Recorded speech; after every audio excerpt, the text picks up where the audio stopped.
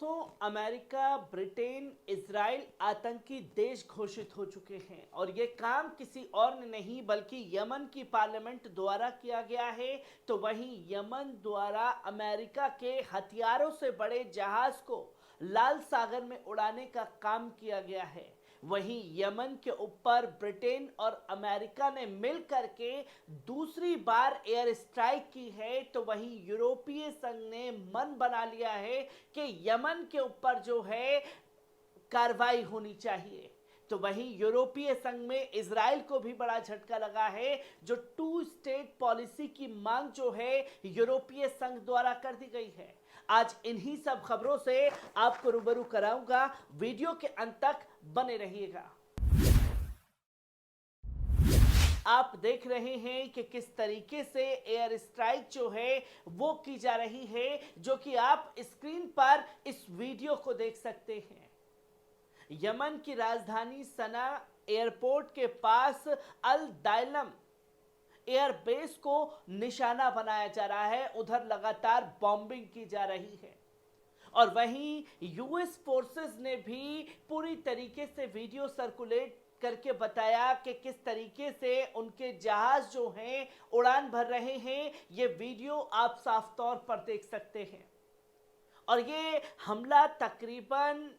Yemen के समय अनुसार 12 बजे और भारतीय समय अनुसार सुबह 4 बजे के आसपास किया गया है, जिसका वीडियो, जिसकी तस्वीरें जो हैं लोगों के सामने आई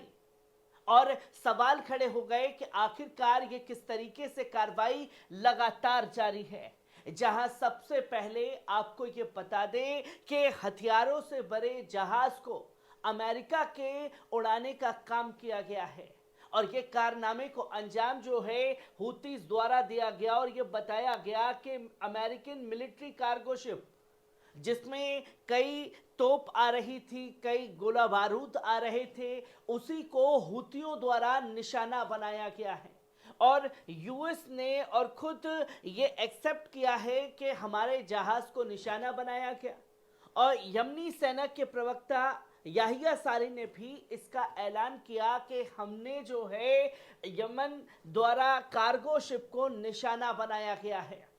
और खुल करके ये कहा गया कि हम अपने कदम पीछे खींचने वाले नहीं हैं, हम पीछे हटने वाले नहीं हैं, क्योंकि ये जिस तरीके से हमारे ऊपर आतंकी घटनाएं हो रही हैं और अमेरिका ब्रिटेन द्वारा मिलकर के किया जा रहा है, हम इसका करारा जवाब देंगे।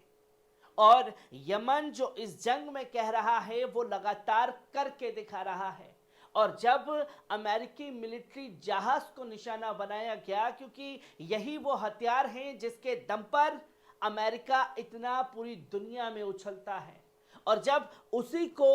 यमन द्वारा टारगेट किया जा रहा है तो बौखलाहट साफ तौर पर देखने को मिली। और बौखलाहट का नतीजा आप देख सकते हैं कि रात के 12 बजे यमन के समय अनुसार और भारतीय समय अनुसार तकरीबन 3:30-4 बजे के आसपास जो है एयर स्ट्राइक की गई है यमन के ऊपर,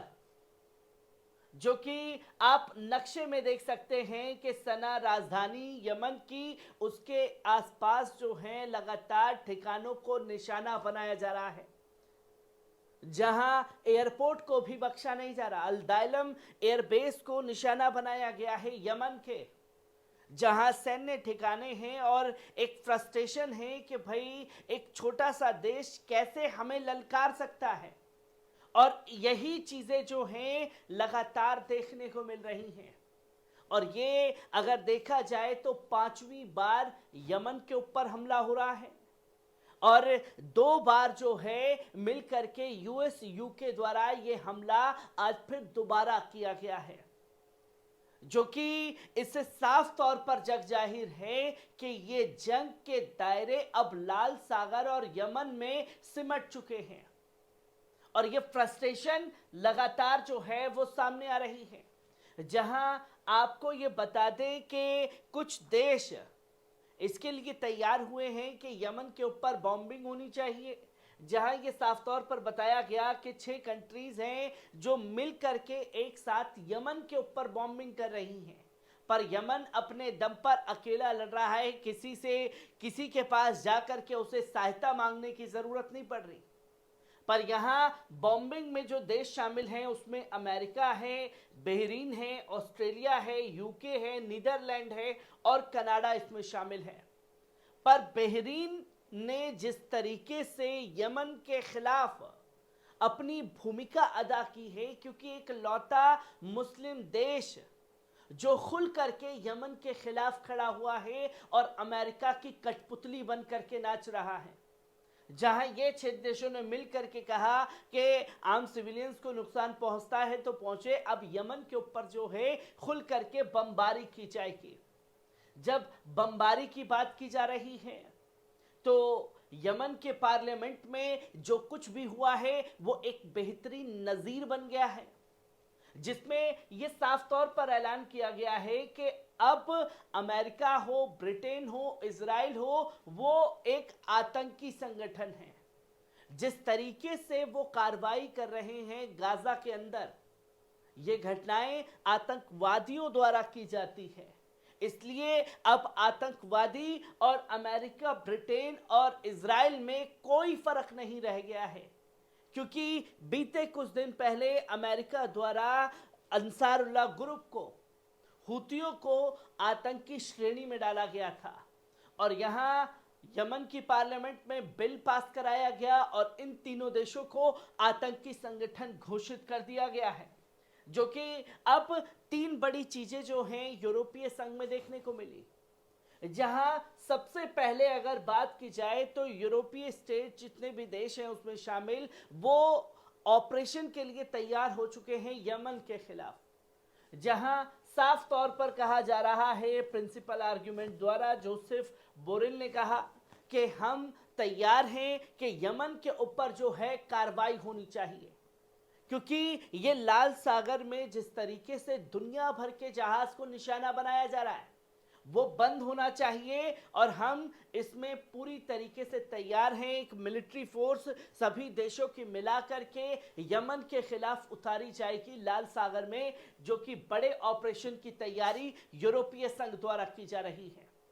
वहीं दूसरी तरफ यूरोपीय संघ में एक तरफ यमन के खिलाफ तमाम चीजें आई हैं तो इजराइल के खिलाफ भी तमाम चीजें आई हैं, जहां 2 स्टेट पॉलिसी को मिडल ईस्ट में तवज्जो दी गई है और यह साफ तौर पर कहा है ये वॉर तभी रुक सकती है जब 2 स्टेट पॉलिसी लागू कर दी जाएगी।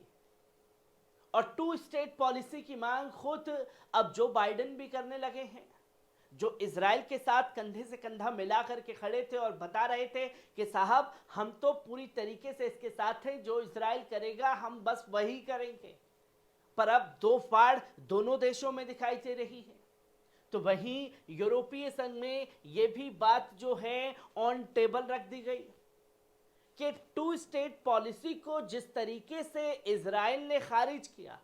और यूरोपीय संघ में प्रस्ताव लाया है, इसे बिल्कुल भी बर्दाश्त नहीं किया जाएगा। और 2 स्टेट पॉलिसी को जैसे बेंजामिन नेतन्याहू ने खारिज किया, उसी तरीके से खारिज करने का काम बेंजामिन नेतन्याहू के प्रस्ताव को यूरोपियन संघ द्वारा, देशों द्वारा किया गया है, जो कि एक बड़ा झटका इजराइल को भी लगा है यूरोपीय संघ की इस मीटिंग में, जो कि कई बड़ी तस्वीरें लोगों के सामने आ रही हैं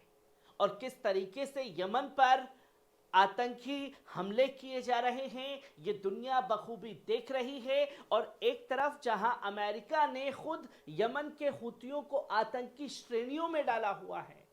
उनके हमलों में एक भी इंसान की कोई जान नहीं गई, पर अमेरिका ब्रिटेन के हमलों में किस तरीके से 20 से ज्यादा हुतियों को शहीद किया गया है ये दुनिया बखूबी देख रही है।